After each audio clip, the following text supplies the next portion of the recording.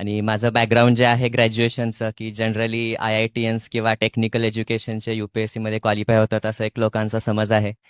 मला असं म्हणायचं आहे की जर माझ्या सिलेक्शनमधून तुम्हाला जर हा विश्वास मिळत असेल की background doesn't matter, place doesn't matter, तर तुम्ही त्यात शिकावं.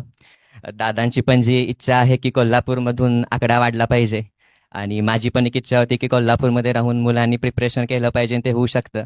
आणि अशा प्रकारे गरज नाहीये की तुम्ही पुणे किंवा दिल्लीला गेलंच पाहिजे. हां, जायचं असेल तर जाऊ शकता, नो प्रॉब्लेम. पण जसं की powerful people make places powerful, तसं आपण पॉवरफुल पीपल आपल्या कोल्हापूरला पॉवरफुल बनवू शकतो.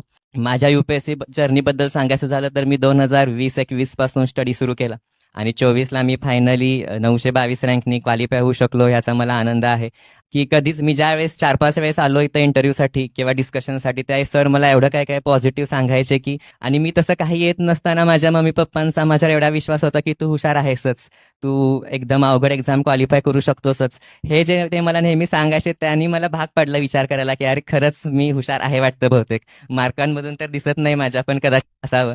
हे विद्या प्रबोधिनीमधून मला स्कॉलरशिप मिळाली, राजकुमार सरांचं मार्गदर्शन लाभलं, माझ्या मम्मी पप्पांचा सपोर्ट, दीदीचा सपोर्ट आणि माझं थोडंफार कष्ट, हे सगळं एक टीम वर्क बनून हा माझा फायनल रिझल्ट आलेला